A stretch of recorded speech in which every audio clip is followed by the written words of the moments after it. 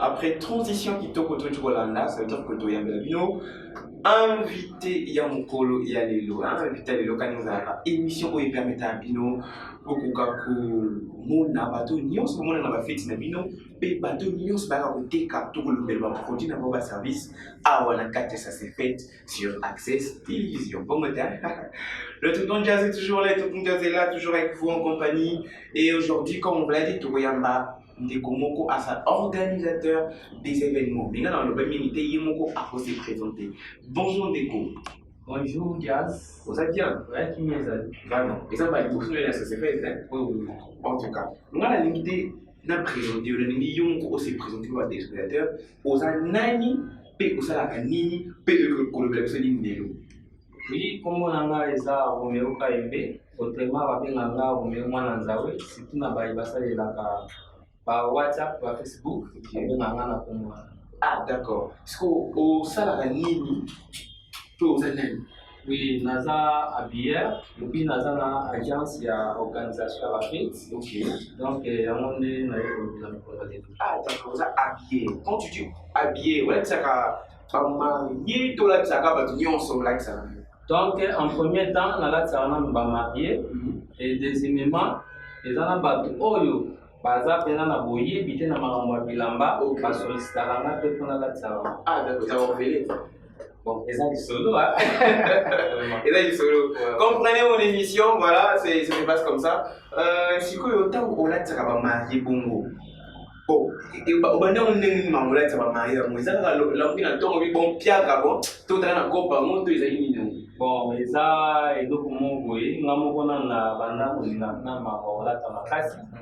Et puis kotala pe moi émission ya bato yo balati ça donc banda pe makambo bilamba et puis avec le temps comme on l'a ça pe bato mususu nde kusanga pe posa wana ko diazo ebi lelo na mboka na biso système ya onka bato balati ça yo eza culture na biso te. Alors lokola eza ba système moko boye ya sika yango wana ezosinga to moto sensibiliser bato to lobela bato yo bayebi yango na muteko ba comment ça nous va. Tant que vous avez ça va moi si ko tel ba détail ba couleur détail ba ndenge ni beaucoup ça va chemise et qui n'a pas dans le peuple bon. C'est tout ça. Oyebi kolata eza lokola art. Donc so oyebi kolata te okozala na bambongo ebele. Soit batekelo bilamba cher, soit batekelo ba couleur oyo ezo correspondre na ba événement te. Alors biso toza wana spécialisé na domaine wana et puis toza wana pona kusonga bato wana baza ba proposer. OK, donc na moyen eza nango pour aider à ça bilamba, il y a ba prix baza nango, voilà. Pe na ba couleur ya thème, ya fête. Bon, exactement. Wow. Au Badian ça fait combien de temps ça là? Ça fait maintenant 2 ans. Ça fait 2 ans. OK. Vous avez eu mon côté, vous avez battu pour former dans le salaire. Bon, mon salaire, na banda yango na ngamoko. Et par après, nous avons bateau, nous avons formé, puis nous avons une équipe mobile qui travaille. D'accord. Nous avons une basiko. Et le colis est pour ça qui est au compte de la monde qui a voir ça. Et ça, il n'est pas pire à tous les gars. Les gens de Bolingona, il y a des gens congolais, qui ont pour ça qui n'a pas de bango. Tu vois, mingi bada na ignorance. Bolingona va de congolais. Voilà. Ah, ok. C'est-à-dire que va de quoi ça c'est fait tout basé côté de la minute où aux promettre les barons et ceux qui va s'aller confiance au lac ça va bien dans la fête na. Na kolat ça bango ba hésiter te boya aux an événement na yo ezala anniversaire, fête ya mariage, collation. Oh nini événement moko boyo ezosenga penza olata penza bato ba sentir ozala différent. Yaka na kosula yo. OK, d'accord. Siko au lac ça ka ba marié to en tout cas quand on parle de la fête au lac ça ba demoiselle, ba garçon d'honneur, tout ça ba marié ba au monde lac ça. Non, déjà équipe il y a neti ba garçon et fille d'honneur. Bango déjà to lac ça bango selon demande ya invité tout te proposaka. Donc nani organisateur ya voilà. Donc ce qui a signé que na fête na ye lokola nanga eza bato misusu bazana ba couleur préférée na bango.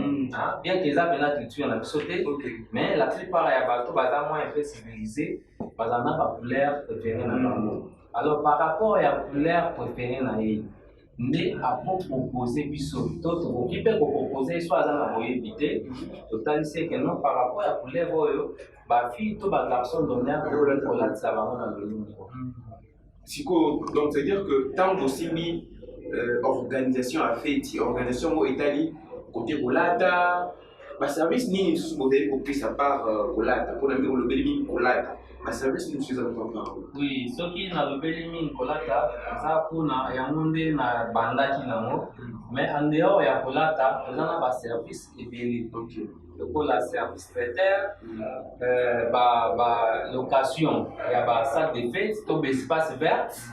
Tout ça na décoration, il y a espace vert, tout ba salle de fête, tout ba bandaku, pour ba tout ça la ba fête na ba bandaku.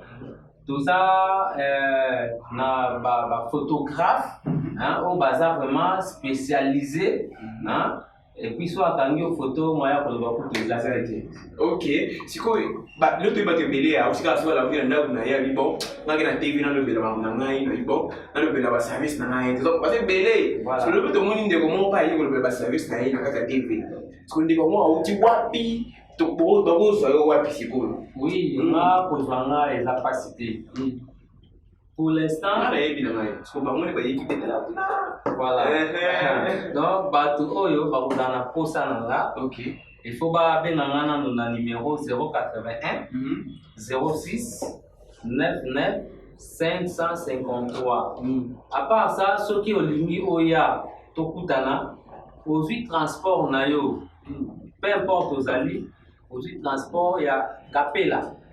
Tant qu'on quitte na Capella, oui, donc Capella 1, puis ça Capella 1 na Capella 2.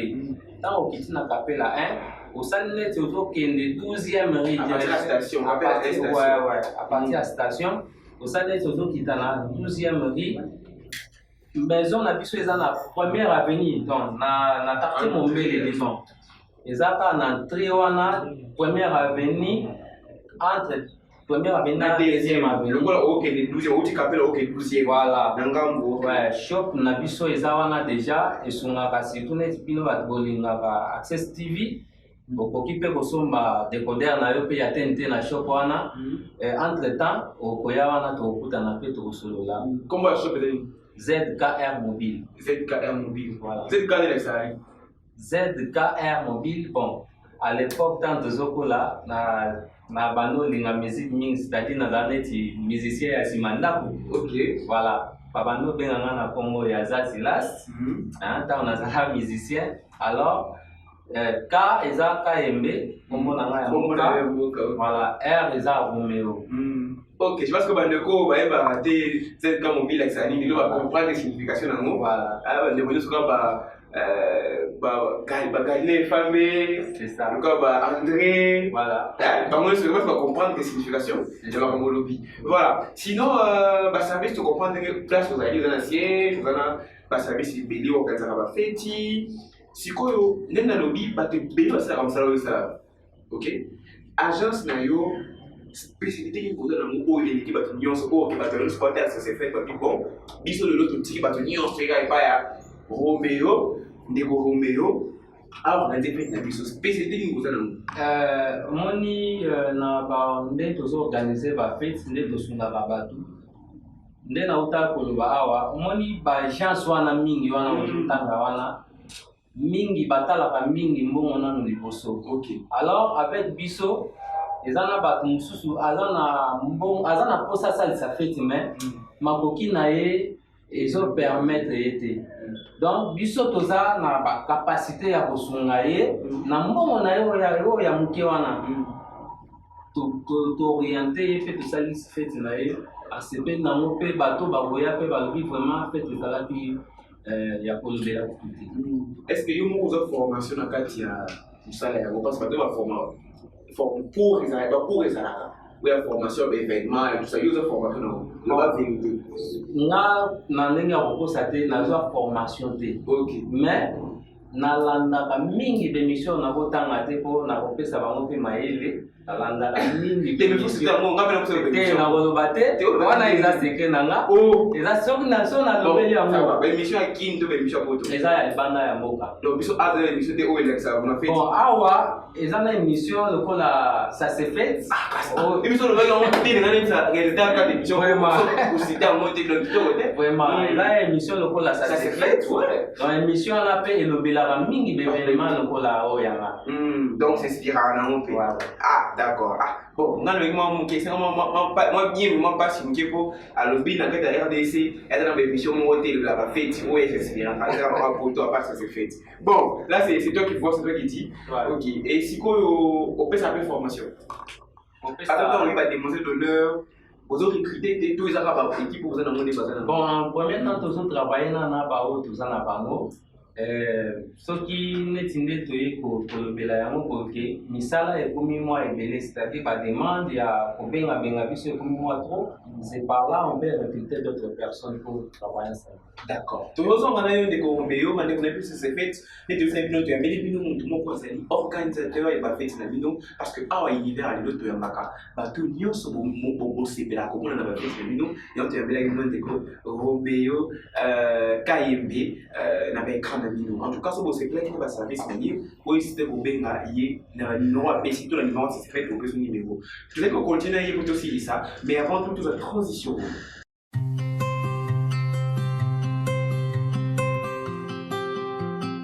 Comprenez mon émission, comprenez notre émission, ça se fait. Tous allez voir un peu la vidéo, peu importe tes problèmes, mange d'abord. Moment de capinga, quand t'as la langue été pour voilà, on est ensemble, on continue notre voyage, notre mission. Kade Bolinga Kabana partout, je vous salue. Qui suivez, ça se fait en ce moment. Tozo Kenena Nasuka, mais tu as invité la biso. Ndeko Romeo, de qui on est mon bandit carrière, d'ailleurs, on est mon coquille. Ça fait plus de 10 ans dans l'agence de la fête. Si quoi, comme vous avez fait, parce qu'on peut se combattre choc, parce qu'on peut d'ailleurs. Donc, comme vous avez chance ces années. Bon, comme vous avez chance, lokola malingaka koloba pe moi moi minoko ya libanda mingi lokola anglais napesa kombo agence na anglais kombo na ngweza na anglais babengaka yango New Agency for All donc na mokuse eza voilà New Agency for All. New agents donc new one is un nouveau. Ouais. Donc nouvelle agence pour tous. Nouvelle look. Non, c'est ça. Non, pour tous. Nouvelle agence pour tous. Ouais, compagnie de bateau. Ah, nouvelle agence pour tous. Ok, c'est intéressant. Il y a mon combo. On a mon poussé na. Voilà, agence na. Voilà. Na wana eza pona balobaka français, na balobaka anglais eza ne. Il y a compliqué ma tête. Tu comment il m'a ma tête. Mais toujours il y a une innovation.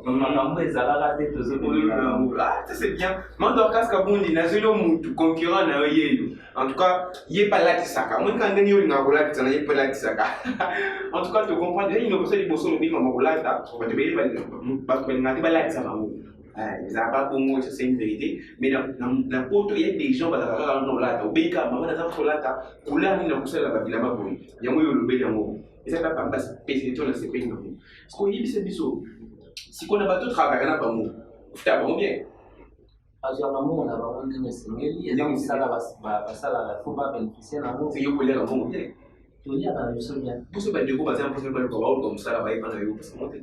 Bon, nautal koloba awa, donc en premier temps tozana na bango, mais à chaque fois bazoya kamwe belé koluka tosalisa bango na prophète tokoki ko ajouter bato mosusu mais eloko mosusu nalinga na batisa ke nazosenga bandeko nanga mingi baya tosungaka bango na mamwita bafete na bango pourquoi soki tali bato mingi balingaka koorganize bafete bango moko la plupart na bango azala na mbongo ebele ezala moke bafete wana esimbaka vraiment difficilement et par rapport okomona même santé na bango na temps ya fete santé na ye amaigri mwa moke pourquoi po azalaki trop embarrassé trop de po efa kende boye asomba boye asala boye or biso toza wana okopesanga mbongo na yo te na organiser fête mais na kosunga oyebisi nga mbongo oyo eparaki mpona fête na yo yo siko na mbongo wana okisi kwa service voilà nga siko na mbongo wana nde na kodispati yango na biso oyo tozosala boye nasungi yo osalisi fête na yo mutu kimia sans ke ozala vraiment na baproblème ebele na mutu non mais eloko wana ono baza vraiment na raison oyebi ke soki yo ozosala makambo yo moko ozolandela bo stress ezala makasi jour ya mariage mais soki yo moko odélégué un bon organisateur des événements na fête na yo ozwi budget na yo binonga mpona obala naza mposala $6 000 na ngai baservice yoza salle de fête nani nyonso par exemple un exemple na peut-être $6 000 ya exemple ozwi ope $6 000 epa organisateur moko malamu organisateur wana donc yo ovandi à l'aise tu n'as pas de compte donc oza kutukuna te lui s'occuper dans bilamba mais le reste en tout cas on doit s'occuper na yo mona cause moins de stress bano ben na yo te pas tout le monde masangezangi et tel yo te comme ça na yo te ça c'est l'important c'est en cas un bon organisateur des événements il y a un moment de combien il y a azali ne bongo azali ne organisateur d'événements il y a pas fait na bino point que ben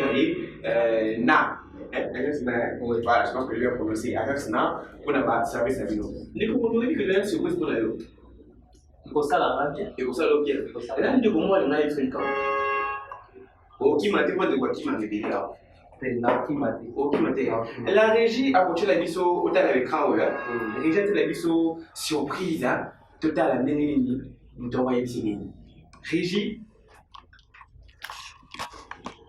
otala na écran Salut Roméo, ZKR, autrement dit Mobile FMB. Donc, on a profité de l'occasion, on a félicité le secteur au Simba. Il y a téléphone, na habillement. En tout cas, boulot, il y a un vrai boulot Simba. Et oui, il va trouver la on a séparé avec le temps, on a compris que les bossons, ils ont repris comme importateur. Voilà, c'était la surprise. Vraiment, je suis vraiment flatté. Et ça, moko yaba pire ngai André Chitumu. Voilà. Donc, je suis vraiment flatté. Merci vraiment, mon frère. Et je rappelle que Oye va quitter. N'avez pas quitté. Oui. N'avez pas quitté. Et d'ailleurs, surprise. Vraiment, il a surprise. Ok. En tout cas, c'était un plaisir de t'accueillir dans cette émission. Vous pouvez vous surprendre dans les services que nous avons mis. Alors, la surprise, ça peut y être. Tu dis que nulle part ailleurs quand c'est fait. Bon, oui, na CP ma casse vraiment. Merci beaucoup. Bandemana fait de comme une souka émission na biso, enfin na souka, il y a transition, il y a invité na biso quand est tolobi là yé. Ndeko rappeler biso ka numéro na yo, comme ça tu pas les pas contacter yo avant de faire ça. Oui, numéro nanga est 081 06 99 55 3 na souka. Donc, so bengi to ko melanga pe même na WhatsApp, naza pe na page oyo elobelaka donc na kwaka mingi kuna ka ma bilamba to ba produit mususu oyo na salelaka na shop nanga. Page wana eza na kombo ya shop ZKR Mobile. Donc so kotika na Facebook na yo o betika ka ZKR Mobile okomona shop ebimi okoti oyemi page et puis au bandeau talaba news surtout za na mokosa. Voilà, ndeko remettre aussi ça na toute une boy. Question la plus simple. Vrai ou faux? Répondez à la vrai ou faux. Combien ça fait cette nationalité? Nani qui celui là yo a ba des souka. Vrai ou faux? On reconnaître que bah j'ai bien sur batikali, ça va aventurer on te le dit pas. Oui, nazo reconnaître. Oui hein? Exact. Oh mais toi tu fais ta bio. Oui hein? On va aventurer. Bon, kasi on le bien vrai. Na donc on peut pas dire que c'est pas aventurier. Na ko be vrai ou faux? Vrai. Vrai hein? Et ta bio. Ndeko Roméo. Oui. Vrai ou faux? Au ibisi biso dans son lit awa que ceux qui marient à ça on est à ça on qui est on sait que ça fait tinaï. On a fait sur $100 pour ce mariage il y a un nez au salon. Bon, vrai ou faux ndeko Roméo? Vrai. Adam mo de un qui $100 mais na limite que yo ça fait na $100. donc c'est vrai. Voilà. Ndeko Roméo. Vrai ou faux? Nano qui ça 5 mariages non organisé. Merci beaucoup, on peut applaudir plus à la maison. Il a l'équipe test de la mission madame, voilà comme on voulait dire. C'était un plaisir de l'accueillir sur ce plateau. On se retrouve juste après. Bon,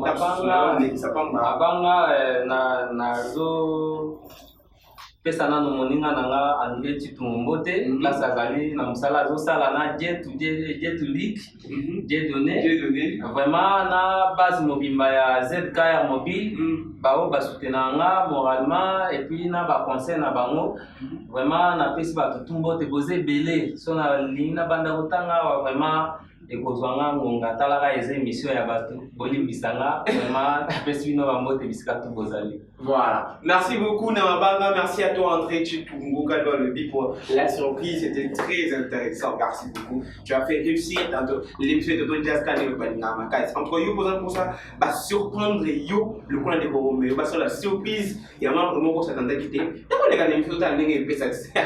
Et ça défi, nous n'avons révélé bino. Allez, on se retrouve juste après cette transition.